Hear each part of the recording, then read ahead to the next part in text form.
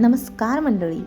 मस्त अशी थंडी सुरू आहे आणि बाजारात इतक्या छान छान पालेभाज्या येत आहेत. तर आज मी तुमच्यासोबत शेअर करणार आहे पालकची गरगटी भाजी. हो मंडळी, अजूनसुद्धा मी तुमच्यासोबत मस्त अशा पालेभाज्याची रेसिपी शेअर करणार आहे. तर आजची रेसिपी आहे गरगटी पालकची भाजी. खूप सोपी आणि झटपट अगदी महाराष्ट्रीयन पद्धतीने केलेली आहे. चला तर मग मंडळी, वेळ वाया न घालवता झटपट आपण ह्या रेसिपीला सुरुवात करूया. आणि हो मंडळी, व्हिडिओ आवडल्यास चॅनलला सबस्क्राईब नक्कीच करा. आता आपण इथे ज्या पातेल्यात म्हणजे ज्या भांड्यात तुम्ही भाजी करणार आहात ते भांडं घ्यायचं आहे. त्यामध्ये इथे मी एक जुडी पालकची स्वच्छ धुवून निवडून कट करून घातलेली आहे. त्यामध्ये चवीनुसार मीठ, 1 चमचा लाल तिखट, अर्धा चमचा हळद, 2 चमचे शेंगदाण्याचे कूट आणि अर्धी वाटी अख्खे शेंगदाणे म्हणजेच कच्चेच घालायचे आहेत. सोबतच अर्धी वाटी तुरीची डाळ घालायची आहे किंवा तुम्ही चण्याची डाळसुद्धा घालू शकता. ही डाळ मी अर्धा ते पाऊण तास अगोदर भिजत घातली होती. आता तुम्हाला लागेल तितकं पाणी ह्यामध्ये घालायचं आहे आणि ही भाजी मस्त अशी शिजवून घ्यायची आहे. अगदी डाळ शिजेपर्यंत, म्हणजे पूर्ण गिर नाही झाली पाहिजे डाळ, पण ती शिजली पाहिजे इतपत ते शिजवायचं आहे. आता आपली भाजी शिजून झालेली आहे. त्यामध्ये वरून भरपूर अशी कोथिंबीर घालायची आहे आणि पुन्हा एकदा मिक्स करून घ्यायचं आहे. अजून थोडा वेळ आपल्याला ही भाजी शिजवून घ्यायची आहे, अगदी डाळ पूर्णपणे शिजेपर्यंत. तर मंडळी, तुम्ही बघू शकता मस्त अशी भाजी शिजलेली आहे. हे पहा,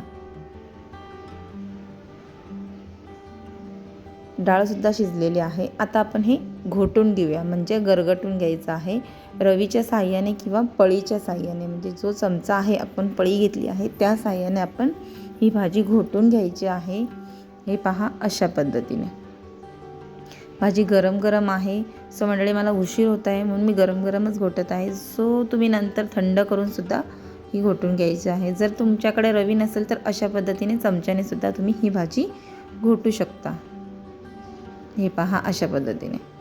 आता आपण यामध्ये 1 चमचा किंवा 1.5 चमचा ज्वारीचं पीठ घालायचं आहे. जर तुम्हाला ज्वारीचं पीठ नको असेल तर तुम्ही इथे बेसनसुद्धा घालू शकता.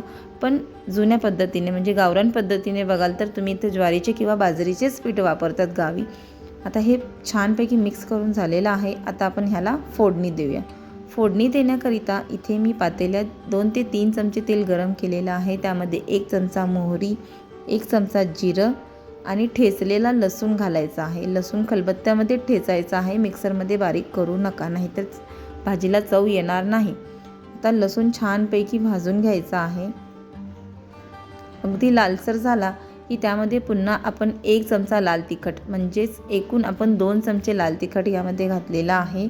आता हे लाल तिखट तेलामध्ये परतून घ्यायचं आहे आणि घोटलेली भाजी त्यामध्ये घालून घ्यायची आहे. मस्त अशी खमंग फोडणी झालेली आहे. हे पहा मंडळी, तुम्ही बघू शकता. तर छानपैकी मिक्स करायचं आहे, उकळी येऊ द्यायची आहे. उकळी आली की मंद आचेवर 8 ते 10 मिनटं मस्त भाजीशी शिजून द्यायची आहे. जितकी तुम्ही भाजी शिजवाल तितकी अप्रतिम लागते. तर मंडळी, 8 ते 10 मिनटानंतर मस्त अशी गरमागरम ज्वारीची भाकरी आणि मस्त गरगटलेली पालकची भाजी आहे की नाही, मस्त अप्रतिम बेत. तर मंडळी, तुम्हाला जर माझा हा व्हिडिओ आवडला असेल तर व्हिडिओला लाईक, शेअर आणि सबस्क्राईब करा. सोबतच बेल आयकॉन बटन दाबायला अजिबात विसरू नका. वेळात वेळ काढून पूर्ण व्हिडिओ पाहिल्याबद्दल मनापासून खूप खूप खूप थँक्यू. आणि हो मंडळी, रेसिपी सिंपल आहे पण टेस्टी आहे. या थंडीमध्ये एकदा नक्की ट्राय करा.